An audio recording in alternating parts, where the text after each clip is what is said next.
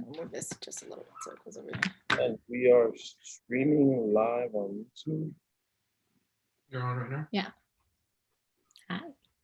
We will hopefully, I just have to mute the video because it pops up in the background quick. Perfect.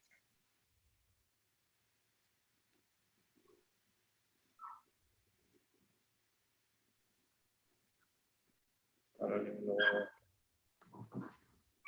There we go. I did from Justin, are you all right there? Yeah, we're all good to go. Okay, Hi, so we're Justin. already live on YouTube. Welcome to the show. Welcome to another episode of the Rick H Show, season 7. It is officially December 1st. 31 more days of this fantastic year that we're having in 2020. Our guest today is executive producer Maria Leguizamo. I said Marie. I'm pretty sure you get that. Do you get that? I get that all the time, and I kill everybody that does that to me. But I love you. I'll give you another chance. Okay. So our guest today is Marie Leguizamo. You know, it's not the first time that has happened to me. We had Wall Street Fire from Major Lasers on the show, and I really messed up his name. It was probably the most embarrassing moment on this podcast. I'm pretty good with details and guest information, and that just ruined it for me. So who is Marie Leguizamo? Where'd you come from? How'd you get into television? Let's start with who you are, a little background. Well, first of all, thanks for having me. This is super cool. I follow your podcast and your streams and stuff, so this is dope. I am an executive producer. I've been in television for a long, long time, unscripted, which is now like the fancy way to call it. Back in the day was MTV, but now it's unscripted. We have a category. I've been working in this industry pretty much since I can remember, for my whole life. I always wanted to be a performer. I thought that in front of the camera was my calling. But behind the camera was actually my calling. I started producing. Actually, one of my first production jobs was at MTV. That's why I call it the school of TV. You know, it's like the college after you get out of college. Worked my way up, moved out to Miami. Now I'm out in LA, and I love it. I produce, I work, and I work, but I play too. So for those who don't know, what is a lot of people want to be the actor. They want to be in front of the camera. What drives you to being behind the camera, and what exactly does a producer do? Well, it's different in scripted than in unscripted. Definitely in unscripted, which is, my realm. The EP, it's like we call the shots. I'm the showrunner. I'm in charge of every single person, every single element of the show, everything from what you see, everything you see on screen. Mm-hmm. I have seen it. There's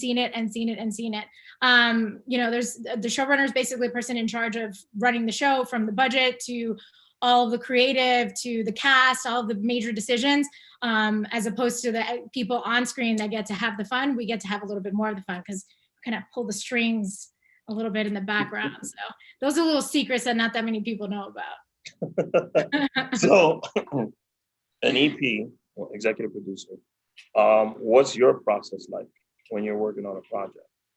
It's crazy because, I'm sorry, I didn't mean to cut you off, but No, go ahead. You completely immerse your life in the show. So basically, at one point, my last show was Last One Laughing for Amazon Prime, LOL.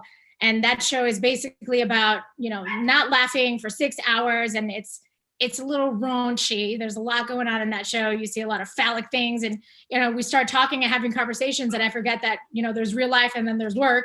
So I start talking about work and becoming like, yeah, do you remember when he had like the little dildo? No, wait, no, wait, back.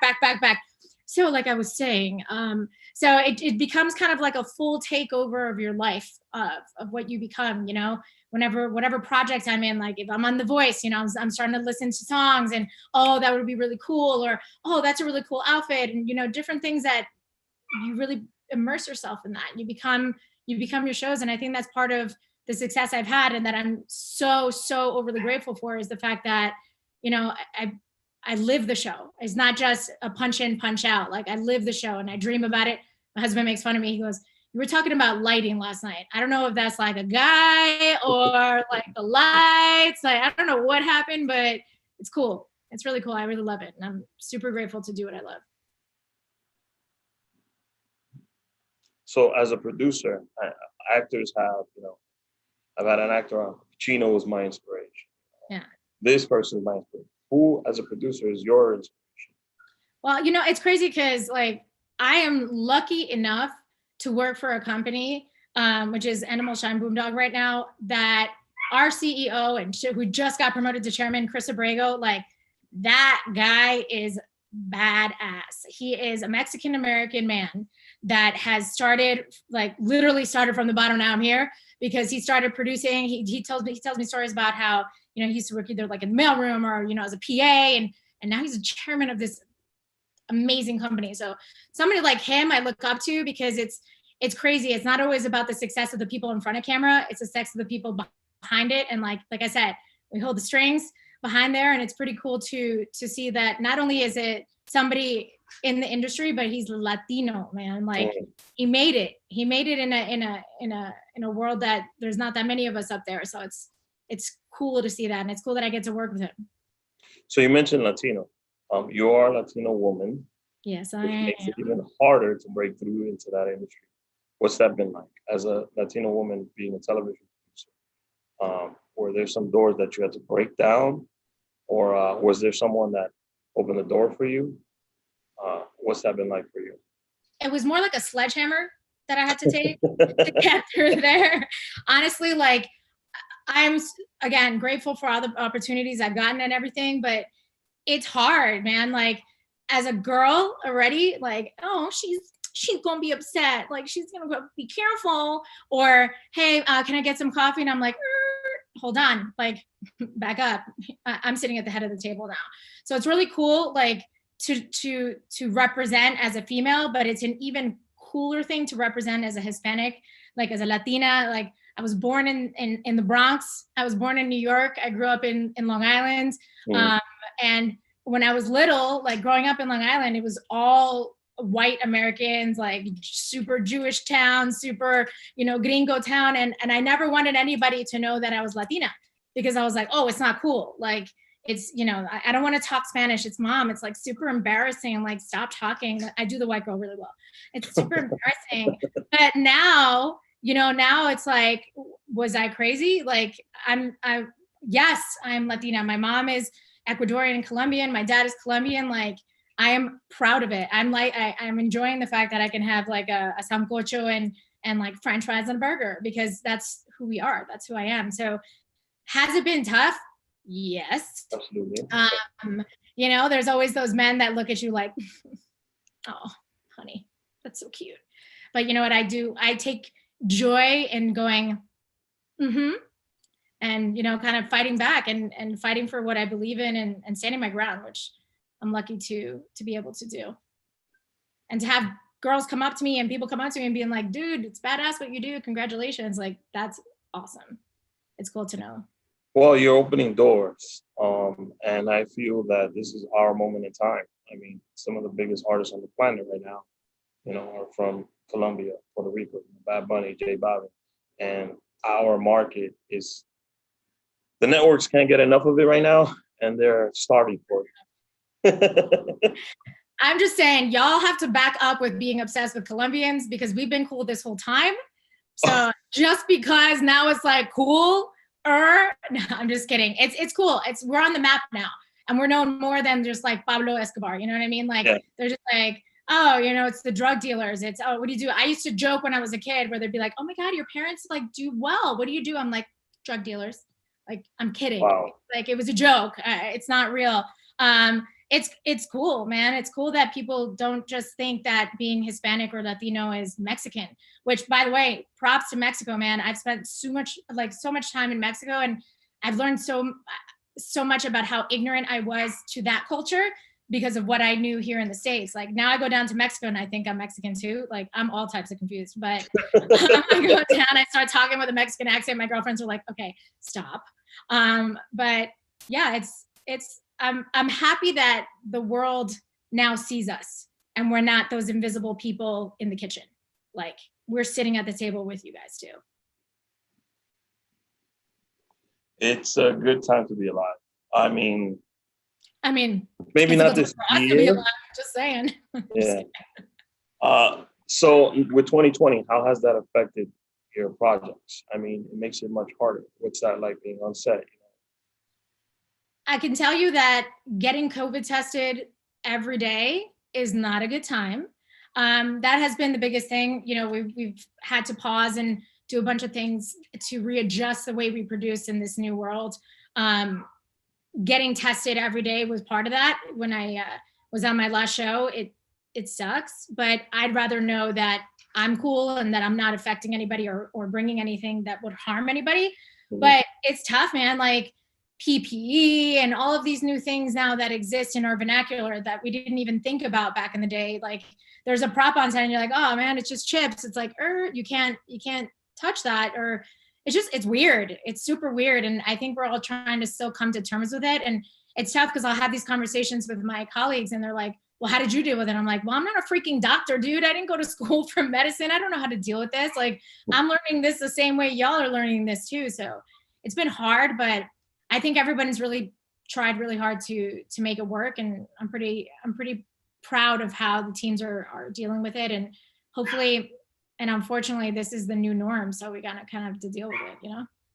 Hopefully we could get back to making normal content in 2021 and a vaccine comes and Biden being in office helps everything out. But what do you mean? Like the mask is not like a normal thing you want to wear all the time? You don't want to see like a love scene with like a mask on? Like that's not hot?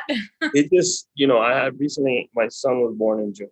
So it's my first child. And for him, it's going to be normal to see people with masks outside. And I don't think it's going to be, I'm going to be sitting there as an old man telling my son, people used to party together, no masks, it was a different time. And I'm hoping we can get to it. Spring Break 99, you should have seen it. Yeah. Well, luckily we got cell phones so we can show the videos. Yeah, exactly. And some that we don't need to show. Better that way. We'll get to some photos later on the podcast. So how important is it for you to create Spanish content, or do you want, because you're American as well, and you got to be more American than the Americans and more Latino than the Latinos. Famous line said in the Selena movie, but it's true. What's more important to you, to produce Spanish content or a hybrid of both? I think both are really important. The hybrid is important because I want our stories to be told. I want our people to be shown, and I want us to be, for me, it's weird sometimes when they're like, oh, well, we checked the quota. It's like, it shouldn't be checking the box. It should just be like, have us as part of your normal programming because we are part of this culture. We're part of this country. It's exactly what you said. Like, I'm too Latina to be white because, I say like my Latino words, and I'm too American to be completely Hispanic because I have my Valley Girl moments. But it's important because it's the stories that need to be told. It's the people that need to have light shown. And it's all the talented producers, man. Like there's so many talented producers out there, like in Mexico and Florida and Colombia, like that don't get opportunities to do other things. And the cool thing with doing the hybrid is that like you start with, working on those Spanish shows, and then I'm lucky enough to be able to do different things where I can grab them and give them the opportunities to do different things and not just,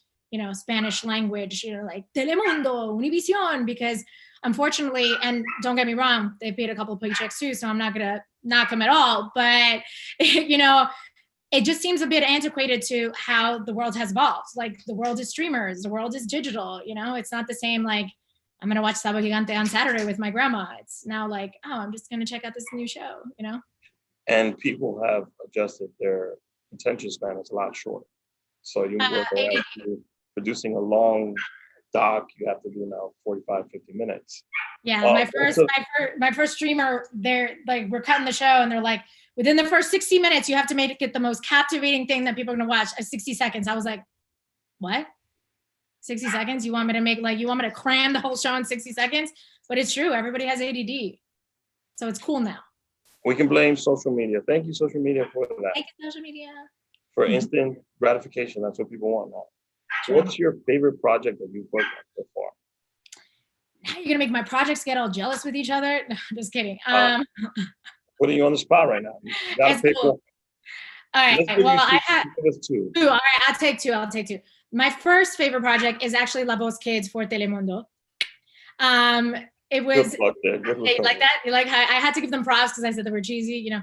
So La Voz Kids I did for 4 seasons, and it was a life-changing experience. And I don't mean to be like, oh, it's a life-changing. No, it was really a life-changing experience because I feel like as a producer, I grew and I became something completely different. Yeah, that was my hubby. And I like the voice format is 3 different seasons into one show. Like it's a jam-packed because it's blinds, battles, and lives, and now they have like knockouts and all types of crazy stuff. But back in the day when I did it, it was 3 different shows. It was cool. I got to work with kids, which is not as challenging as you would think. It's really with the parents that were the more challenging part of it. But we'll talk about that another time. But yeah, it was cool. I met lots of lifelong friends from that show, and I became a grown-up in that show. Believe it or not, I was still On not La Voz Kids, you grew up. on La Voz Kids, I grew up. Funny enough. And then my second project is Last One Laughing for Amazon Prime. That was my first experience on the streamer side, and you know, Eugenio is like such a brilliant man Love to that work man. with. I love that man. We had the Daytime Emmy Awards like a week and a half ago that we lost. P.S. I was the sorest loser in the world, by the way, sorest, but I still got another chance. But he's calling me like, it's okay, like comedies don't win awards, but you're so great. Like you don't have to do that. All the talents don't pick up the phone and talk to us and you know, talk to the team and say like, you guys killed He it. picked one up though. No, he did though. He wasn't that bummed. But that's still a win for you because it was. Yeah, it is. It's a win. You take that. It's a win for me, except I don't have the statue. The only thing I get to have is this little award my uncle gave me that says Hollywood, California. And that's the, real you know, sad. I just won my first podcasting award in October. So Amazing. it's really good. It's very gratifying to receive that, Right? especially from the Latin Podcast Awards. I do my podcast in mostly English, and I flip to Spanish here or there. But to even get nominated by them was cool. great. So don't worry, you're gonna get your trophy. 2021, let's go. 2022, 2021, we'll see. All right. I have so much space to put it. It's like waiting for it, but it's not coming. So it's all right. My time will come. Maybe not just Emmy, or maybe some Golden Globes also. So we'll see. I like where your head's at. Now I want to ask about the last one, because I think that that's one of the greatest ideas. Whoever came up with that idea is a genius. You lock up, how many comedians you lock up in a room? 10 comedians. 10 comedians. Yeah. And these aren't just like, you know, comedians that are just starting out. These are comedians. Yep. Like they experienced vets. Most of the time they know each other. So the premise is you lock 10 comedians in a room for 6 hours, right? And it's 10 comedians. So comedians love to make people laugh. And they could tell all the jokes in the world, but they cannot laugh. Correct. If they laugh, depending on how the laugh is, if it's hard, they're eliminated. If it's like a smirk, they get a yellow card, I think it is. Well, there's a couple things. First of all, thank you for liking the show and for watching the show. I really appreciate that. Keep watching it whenever it does come back. 10 comedians locked in a house, 6 hours, clock comes in. Eugenio is watching from another room, which is called the War Room. Part, yeah. Yeah, it's all right. I mean, I should know the show, right? 10 comedians in the house. Eugenio has this thing called the War Room, and he's able to watch from all of the different camera angles. It's like a Big Brother house, right? We have cameras everywhere. We can see cavities. That's how many cameras we have. So we're watching, he's monitoring all the comedians. You have 2 chances to not get eliminated. The first card is a yellow card, and that's kind of like your warning card. And if you get a second, you get a red card, kind of like in soccer. The cool thing is that we kind of change every season that we do. We're going to start, you know, changing a little bit of the ante and the different rules that we put in. But the idea is you can't laugh, but you have to work on making other people laugh without losing your focus to laugh. So it's a pretty cool concept. It came out of Japan, actually. It was a format that had been done in Japan, and it did really, really well. And then they were like, all right, let's take it to Mexico and try it out. And it's been a crazy success. People come up and they're just like, tú eres la de LOL? And I'm like, yeah. And they're like, oh, me encanta este capítulo. ¿Sabes? You know, when they were doing this, and I'm like, yeah, that's dope, but you're 12. So I'm like, okay, did I really put this type of content out? But it's actually really cool. I think it's a dope show.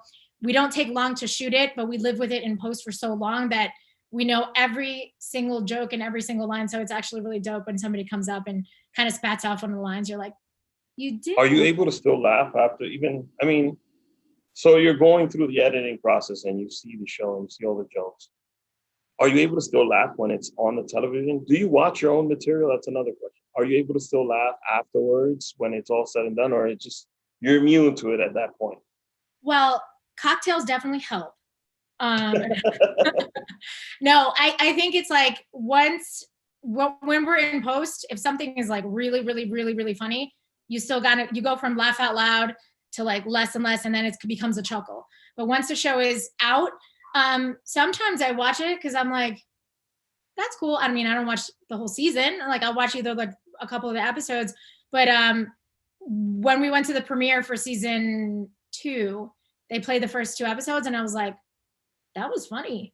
And I actually laughed. And it's also contagious. It's cool to watch a show when you watch it with somebody who's seen it for the first time, who's watching it for the first time, and they react to it. You're like, all right, it was good. It was good. It was good. It gets really like you watch one episode. I also seen the Australian version.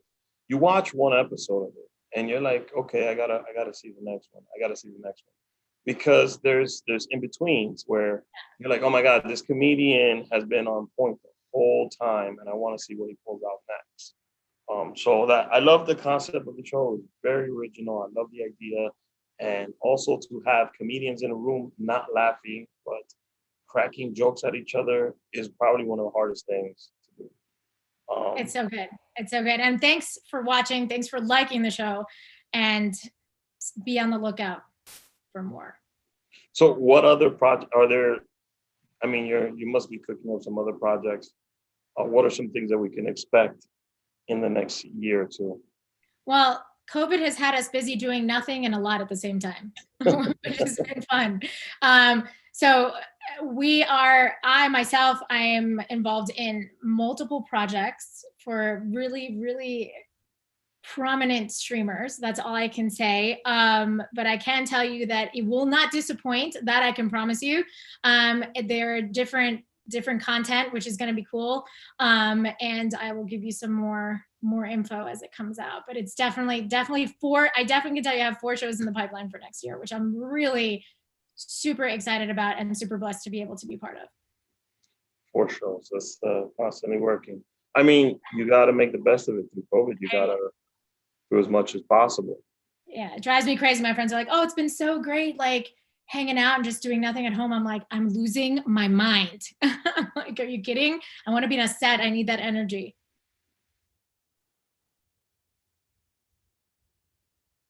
Have you traveled since COVID? Or I besides have. For vacation, besides work? Yeah, but don't tell my boss. No, I have a newborn nephew. He was born 3 months ago. And he's in New Jersey. I told him New York because New Jersey's not that cool. I'm kidding. He's 3 months old, and I visited him, and I went to go see my family in Florida to, just spend some time. And never get to spend more than like days with my family. So I kind of snuck off and put like a white background and just pretended like I'm like, hey, yeah, I'm home. So I mean, that's the blessing of COVID. You can do anything from anywhere. You could be at the beach and you could get into the Zoom call. yeah. Just make sure you got a dress shirt and a tie. Yeah. My only problem was that one of my coworkers was like, you look really tan. I'm like, it's just the lighting. No, but you look like really tan. I'm like, it's just the lighting. Put a lot of blush. Shut up. So we're going to go into a segment called Distorted Pictures. Okay. We take 5 images of you, obviously, and we'll distort those photos. You'll have to try to guess what the photo is. Once we reveal the photo, you'll let us know what the photo is, what's going on. Cool. Justin, do we have the first one? So it's gonna pop up on Justin's screen. So that's a photo, believe it or not. I'm supposed to guess from that? Yeah. Okay. Guests haven't been very good at this segment. That's why I like it. That looks like a beautiful gradient of lots of, I have no idea what that is. Sunset? Sunset. Was that when I went to visit my family in Florida and I didn't tell anybody? Let's see. Justin, can we reveal this photo? Oh, you see, that was from my top 2 favorite. That's from La Voz Kids. That was the chairs, on the coaches' chairs. That was dope. I love that. I'm not sure why I'm wearing sunglasses indoors. So yeah. It's the vibe. It's just for the vibes. I think I was feeling myself right there. I think I was full feeling like leather jacket, sitting on the chair, like headset, feeling myself. Definitely. So Justin, let's go with the next one. Justin, you're not helping me out at all with these pictures. What is, I have no idea. Give it a guess. It was a picture, my wedding picture. Wedding photo. Oh, you're married to a producer, by the way. Shout out to your husband. Yeah, to Edgar Jaramillo, I love you. Justin, let's reveal this photo. Oh my God. Oh my God. This is early resting bitch face. This is where it all came, guys. This is where it derived from. I don't know. I think I was like 2-ish or 1-ish. And my mom said that she wanted to take me to go get photos. And that like I had taken all these. You looked very happy and ecstatic in that photo. I was psyched, apparently. And she was like, all right, just one more picture. And I was like, I mean, it's a great shot. It's perfect. It captures everything. I'm like depressed. I'm not even sure if I'm mad or depressed or angry. I might have been. It looks like you're upset and you look like you're about to cry. But it's a good photo. It's a great photo. Yeah. Thank you.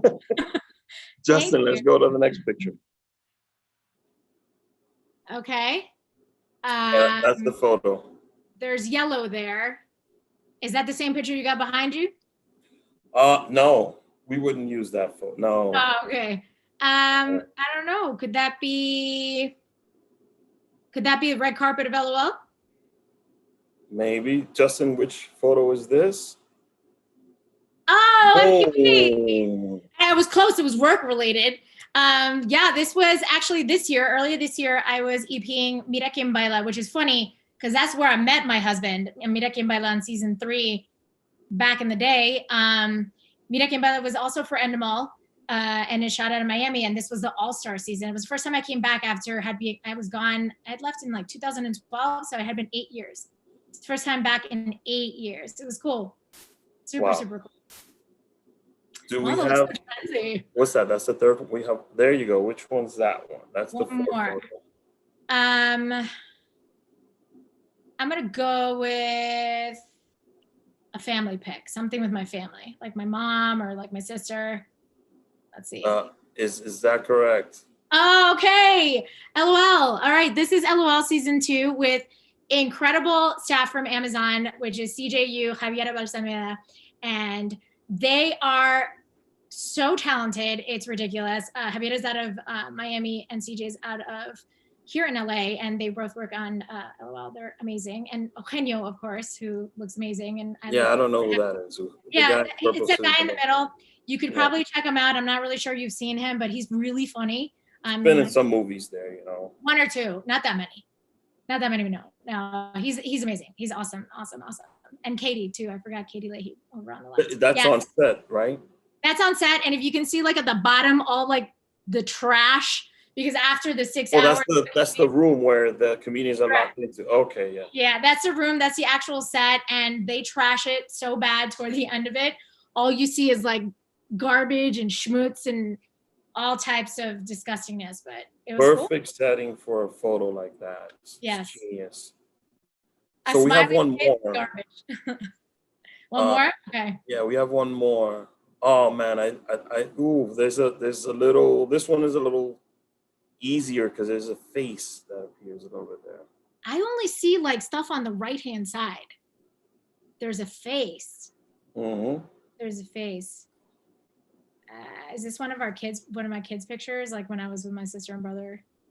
I Let's don't see. even know what I put up anymore. I'm like looking now. I'm like, oh God. You're gonna have to double check that Instagram. I know. I'm gonna have to like start filtering my social media because I'm scared of what I had put out there. Justin, what photo is this? Oh yes, this was when I went. That's actually my handsome husband, Okay. and my brother. We went to go see his show when it was here, Latin History for Morons in Los Angeles. I think he was here for almost a month and a half last year, around when we got married. And I got a lot of, well, when are you going to see it? When are you coming to see it? When are you coming to see it? But I was in pre-production of the show, of another show, so I didn't get a chance to see it until right at the end. And So you didn't see, before you went to watch you didn't know anything about, like, you knew the basis of it, but you had not seen anything like a rehearsal or anything? I had seen it in New York like a year and a half or two before, but it evolved and changed so much that like when I saw it here in LA, I was like, whoa. It was like I had seen it for the first time. And that was I think that was the version that they had for Netflix. Netflix, that's the only version. It was super, super cool. I remember going and I think we ended up going out to eat that night, and we met the girl from Orange is the New Black, which was really cool.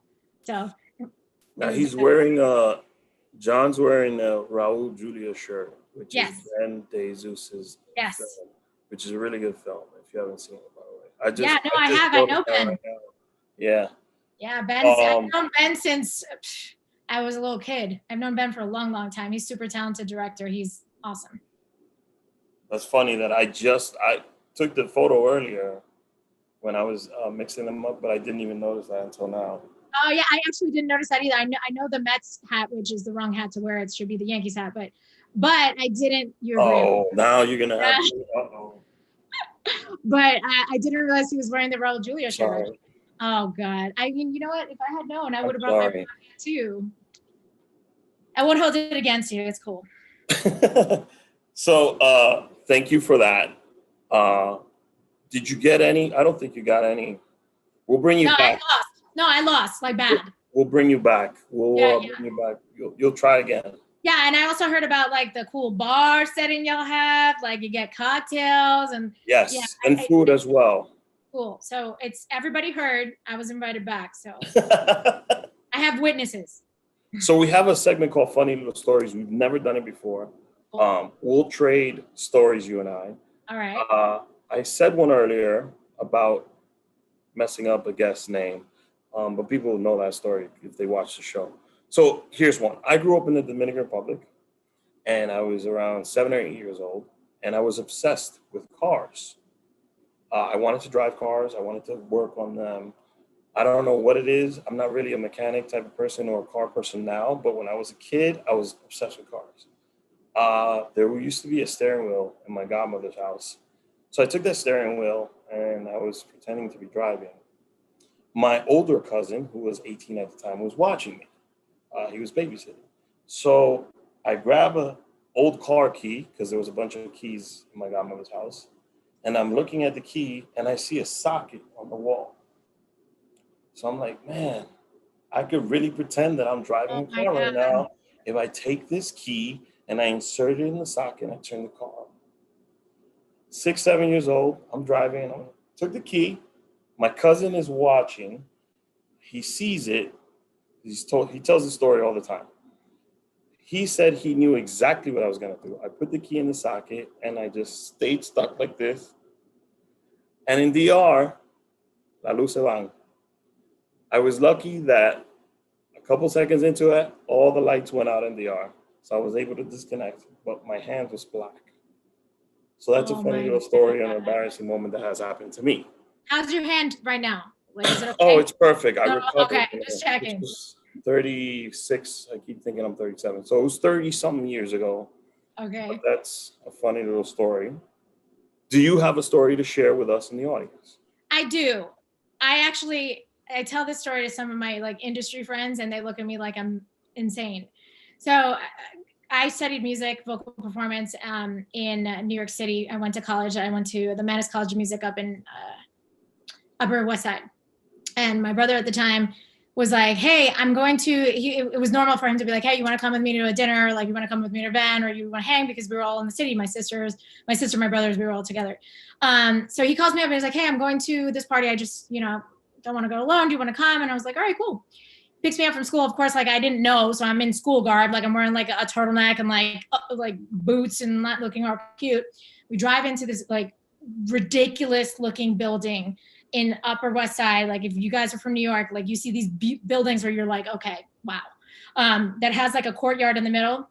Drive in, take the elevator, go up to the floor, and it opens up into somebody's apartment. The stuff you see on TV, the stuff you see in the movies where people walk in and they're in their apartment.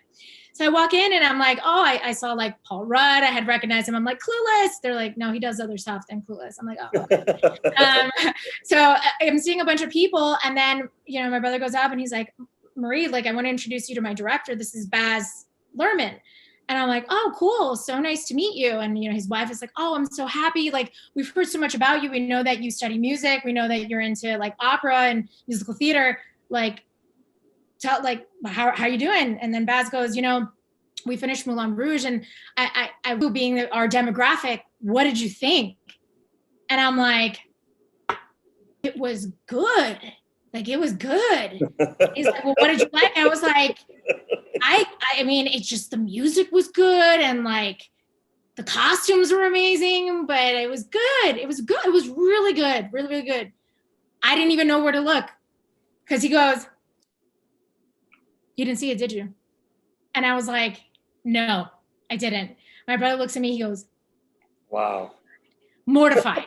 I turned all shades of purple, green, gray. Like, I didn't even know what to look. What am I going to say? No, dude, like, I'm meeting one of the most important directors in the industry that I'm like, wow, music, cool. And he's asking me what I think. Like, what does he care what I think, And instead of me being like, yeah, well, I thought this and this, I was like, mm-hmm. So I'm pretty sure I'm not going to. I haven't had a chance to watch it yet, but that would have been the grown-up thing to do. No, yeah, I haven't had a chance. I would have loved to. No, instead of doing that, I was like, it was good. It was good. Not good. Not good. Clearly not good at lying and acting in that sector, because I was like, good. So that's my embarrassing story. And to this day, I haven't seen the whole thing. You still have not seen it? I still haven't seen it. I know. I feel like now it's like a running joke. Like, now I just shouldn't watch it. I mean, why should you at this point? At this point, I mean, I've seen like clips of it. Like, I saw like the beginning. But you probably watched the music video with Christina Aguilera, but you've never seen. Oh, Lady Marmalade. Yeah, I saw that. I know. I'm sorry. I think it's just a running joke. At this point, I just don't think I should watch it. I came to terms. So this is what we're going to do. I'm going to ask you to watch the film. Oh, God. In 2 weeks, I'll be doing a cross podcast with some friends of mine. Their podcast is they watch movies at random on any streaming service. Okay. And then they do a podcast rating and reviewing the movie. Okay. You've never seen Moulin Rouge. Uh-huh. So just send me a little blurb. Okay. Let me know what you think. Cool. It's called Nobody Watches Everything. But I think this is your movie. Everybody has that one movie. And this is your movie. Got it. I have not seen Moulin Rouge, so you're not the only one that hasn't seen it. All right. I'm not that bad. I'm not a fan of musicals. So the last musical I saw was Hamilton? Across the Universe. They took a bunch of I'm a huge Beatles fan. Oh, so okay. Beatles songs, and they turned it into a film. Cool. So, but I don't watch musicals like that. So I've never seen Rent. You don't do Spirit Fingers? No, never seen Rent. Never seen Hamilton. Not interested in seeing any. That's not my genre. I rather laugh, or watch some comedy. I get it, but I just saw Hamilton for the first time last week, and I was like, I get the hype. I get it now. Do? I get it now. Yeah. I mean, I'm a little cynical with certain things, but that one, I'm like, I get the hype. That one's awesome. And Rent, come on, like, that's a cult classic. I've never seen Rent, so I'll watch Rent. I'll watch In the Heights was amazing, and I think that's Luan's first project. Before I saw that, but I have not seen Hamilton yet. He's another people say, "Oh my God, this is the greatest thing ever," and I'm like, it could be just a good movie. Great. Yeah, no, I know. And by the way, like shout out to Lynn, but he is like insanely talented. Like insanely talented. That brain, man. He did something called Freestyle Love Supreme before In the Heights or Hamilton, and it was like whose line is it anyways, but with a hip hop mix. So I think even just to think on the spot like that is genius. So yeah, shout out to him. He's from my neighborhood, Washington Heights. True. Yeah. Yeah, He's so cool. I met him twice. He's a super nice dude. Super nice guy. seems like a very laid back. I've seen him a couple times. Yeah. In the neighborhood, but I've never met him or spoken to him. No, I met him I had 2 shoots with him back in the day, and I saw him in the Walter Mercado thing. That was really cool too, by the way. Oh, that was that was sick. That was really cool. You mentioned Don Francisco earlier, and when you said that name, it just like everything stopped. I wasn't on the show, and I went back to being the TV 7 years old in the huge TV that's more good than television. And the girls dancing, Don Francisco doing his thing with the crowd. It just took me back. And I saw a picture of him recently. He looks really old. So I've seen him actually. We were doing a show. My husband was doing a show at the studio that he has an office, and he was talking, and he just was just like, I'm tired. Like he just looked tired.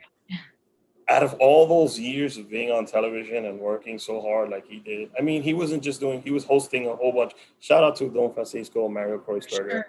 For sure. He was our Johnny Carson, our, Jimmy Kimmel, or he was that guy for us. Well, he made that show a household name. I mean, like, ask anyone, they're like, what is it, Sabado Gigante? Like, they know it. You know what I mean? They might not know the show or anything, but that became like a household name. Hey, by the way, are you still wearing that hat for a reason, or? I'm wearing this hat because actually your 2 siblings are here. They're watching, Albert and Emily. Shout out to my sister and brother. I love you, Emmy. Love you, Albert. Also, Ega, Alexis, and Alvaro, Anna. So there's a few people here that love you. Guys. But I'm wearing this hat because I got to represent for your brother at this moment in time.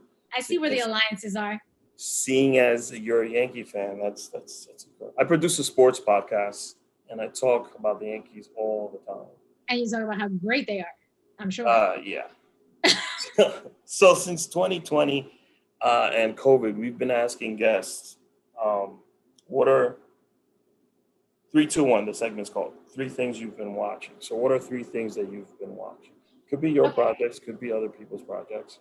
Yeah, for sure. Support everybody like out there, everyone who's put out some great content that I would never have had the actual time to watch and that now I binge. First of all, I saw the Emmy Awards and everyone was like, Schitt's Creek. And I'm like, why do they keep winning everything? And then I started watching it and I was like, I get it. Like, oh my God, it's so good. David, the character David and Alexis, and that show is so good, like crazy. And I love what it did for so many people and how it inspired so many people and how it gave so many people a voice. I thought it was done so well and so like not in your face. It was just part of life, which I don't know. I just thought it was great. And he seems amazing. I was used to seeing his dad as like the guy from American Pie. Like that's the only way I can kind of, I saw him that and like Splash. I think I remember him in. And then the other thing was the Politician, which was amazing. I loved that one. That was all about like the politics and the guy who wanted to run for office. Gwyneth Paltrow was in that one. That was really good. And I just finished watching for the second time Little Fires Everywhere with Reese Witherspoon. That's a show. I was just like, it made me sad at the end of it. I don't want to ruin it for you guys because you guys should definitely watch it. But it takes a twist that you're like, just like that. It was crazy. It was good. Those were my three top binge. I mean, it's been such a long time since we've been working, since we haven't really been back to real life. So I've definitely binged a lot. The other one was Morning Show, by the way. Morning Show was incredible, especially because that one is like the industry and like I get it. So it was dope. Is there a film that you really got into during the pandemic? Jojo Rabbit. Fantastic? I'm sorry? Jojo Rabbit. That one was Jojo Rabbit. incredible. Okay. Yeah. I hadn't seen it because I'm not really into watching like the whole like Nazi type, movies, because I feel like they've been done and done and done over and over again. But this one was done so brilliantly. Like it was from the perspective of a child, like, and what they went through and how they got brainwashed and how insane. And that director who was actually in the movie who played Hitler, wow. Like he did some stylistic things in there where I was just like, notes. I was taking notes because it was really good. It was shot really well. I suggest, if you haven't seen it, to watch it because it's actually really good. It's not your traditional Nazi movie. Moulin Rouge and Jojo Rabbit. Oh my gosh, with the So Moulin Rouge. What that movie's gonna haunt you. It has already. You know what's gonna eventually happen? So after a certain amount of time, Hollywood likes to reproduce films and I've redo them. noticed. I guarantee you someone's gonna call you. We want you to be the producer on it. And I'll be like, I Moulin haven't Rouge, seen the it. I can't help you. I did miss one show I was binging on. It's called Last One Laughing Mexico. I don't know if you've heard of it. I've seen it on Amazon a few times. Yeah, it's like in the thing. Yeah, just in case. Has the Mexican comedian that's outstanding. Yeah. Jenny. Oh, He was in Overboard. Yep. I've seen a lot of his stuff. I think he's just he's super talented. Yeah. The movie that I like the most though was it's the Latin Lover one. I don't know the entire title. I know it's like How to Be a Latin Lover. How to Be a Latin Lover. Yeah. That one was fantastic. And the one he did with Kate de Castillo was also pretty good too. What are two things you're listening to during this pandemic? It could be a podcast, it could be a audio book, it could be music, it can be anything you would listen to. I'll tell you, it's cheesy, and I've become like an addict to watching like the news and listening to what's happening in the world. I've started listening to Snacks Minute. Mm-hmm. That's on like the Spotify that comes up, and then they'll tell you everything about like the stocks in the business. They kind of make it for like the everyday consumer to understand and not have the CNN jargon, because I'll start watching CNN and I'm like, I don't understand one thing you just said. Like I heard it, but I didn't hear it. So like they kind of like break it down where you can kind of understand what's going down. And it helps like in a conversation where you're like, did you know that they just sold this company? Like you sound a lot smarter when you get to listen to them for sure. I'm a gigantic fan of Mariah Carey, as my family will tell you. Like I cheese, straight cheese.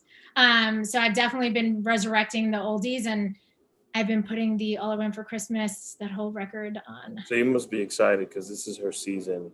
I'm psyched. All I Want for Christmas. And they have a animated version of All I Want for Christmas. I think is Netflix. Might have the wrong streaming service. She did a show, an animated show, and it's based on that song. How did I not know that? If I find it, I'll send it to you. Yeah, please. She's the main character, so this is her season. She usually does a show on Radio City Music Hall. I saw her one year. It's pretty good. I saw her in Vegas, and I pretty much cried. I cheesed so hard. She went to my high school actually in Long Island. She went to Harbor Fields High School, and she graduated from there. And she went back to do like a Welcome Home Mariah special the year after I graduated. And I literally am in my dorm room like seeing all those like ungrateful kids like, oh, it's Mariah. And I'm like, it's Mariah. You don't understand. But yeah, I love her. Hey, one movie I didn't tell you about, Critical Thinking, by the way, like not to plug it because it's my brother's movie and my sister worked on it, but that movie was freaking brilliant. Like it was so well done. Again, not because my brother directed and starred in it and my sister worked on it too, but it's good, man. It's about like chess players in Miami back in like the 80s and 90s, like really good. Check that one out too.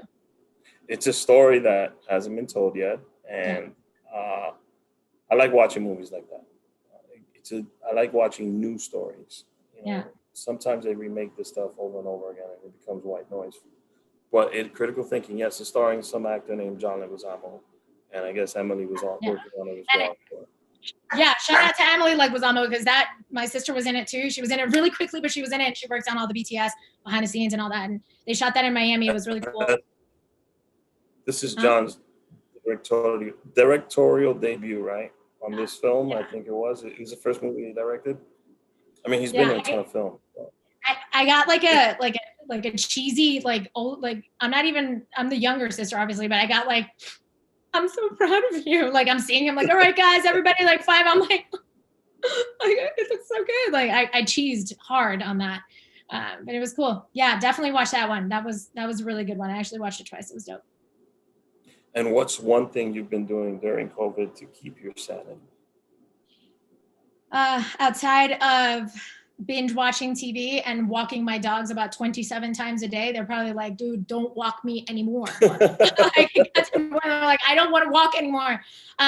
Cooking. Cooking's been like I'm good at the home recipes that my mom showed me like as a kid. Shout out to my mom because I know she's watching too. I gotta do a plug. Cooking. My husband worked on one of the Master Chefs, and he came back like, oh, I'm gonna make you homemade pasta. And I was like, well, I'm gonna make you rice and beans. So we started like making different, competing on doing little things. And unfortunately, like on the higher end stuff, he does it way better than I do. But like the casero stuff, I'm better at that. So what was better? Was the pasta or the rice and beans? What hit home? I mean, your husband's Latino also. So which one did you guys prefer? I'm going to say that he preferred my food because he loves me. But his pasta's all right. I'm not gonna knock it down. Pasta's all right. Oh my God. Right. It's good. He's gonna kill me when I get off of here. I feel like it must have been fantastic. I'm sorry. I didn't eat it. I prefer his pasta. Okay. I mean, you're a Yankee fan. Is he a Yankee fan as well? I mean, is that? Is he what? Is he a Yankee fan as well? Because if he is, I'll take that back. He's from Florida. I think he's impartial. I don't think he really has he's Colombian, but he's from Miami or oh, okay. So it's the Marlins or the Rays for him. If he was to say he's a Marlin fan, I would be sad. Why? Derek Jeter owns it, so it's kind of like the Yankees of Miami. Huge. Okay, first, whoa. The Yankees are like, just because the guy owns it. First of all, I was the biggest Derek Sanderson Jeter, by the way. I know his middle name because I named my dog after him when I was a kid. Number 2, shortstop. Yeah, I know. Just because he owns it does not make them cool. Like, no. I mean, I'm going to tell you this. As a baseball guy, I was impressed what they've done so far and what they did this year, the Marlins. He's literally paying these guys peanuts, and he's getting the most out of it. So I think they'll be doing better than the Yankees in the future. So, Maria, I want to thank you for I said Marie. It sounds like Maria. I said Marie, though. You did. I want to thank you for being on the show. You're always welcome to come back. Thank you. If we're doing but you gave me homework. Yeah, obviously, yeah. You know what? And we're on the record. So Moulin Rouge, let's see, there's people in the chat. Moulin Rouge will finally get an audience from you. And we'll premiere your review on our episode on December 15th. I think that's perfect. That's perfect. I hope it's streaming free somewhere, because if I have to pay for it, I'm going to be even more pissed. It's somewhere. Prime might have it. Amazon. I'll check. I'll look for it. I'll do my homework. I'll watch it. Has your husband seen it? I don't know. I'm not sure. Because if he hasn't seen it, that'll be great for you guys to watch it together. And I want your brutal, honest opinion. If you think it's terrible, let us know. Okay, gotcha. What's the worst film you've ever seen, by the way, before we go away? I saw this film. There's so many. I saw this. There was like an Adam Sandler movie on Netflix that my husband put on the other day that was like about Halloween or something. Oh, I know. Oh my! Exactly it was bad. It was bad. It's not the same. His movies have taken sort of a dip. I mean, he's getting paid so much money from Netflix. It's not. He has an overall. I think creativity goes out the window. Like he got all this money at this big budget. Let me just do whatever I want. Yeah, I mean that's pretty bad. And Glitter was pretty bad too. But I love Mariah, so I'll never really admit it. Glitter was probably the worst film. I've never seen the movie, but I know it's that and I think it was Jiggly with J-Lo and Ben Affleck. Oh my, yeah, I saw that one too. That was real bad too. That was bad. So there's been some bad ones. I want to thank you for being on the show. I look forward to hearing what you think about Moulin Rouge. Saludo to the family, your husband. Keep doing what you're doing and keep pushing boundaries. And when you get release dates, let us know. We'll promote it as well. Absolutely. Marie Leguizamo, everybody. Thank you so much. Thank you for everyone who watched. Appreciate it. Thanks for having me.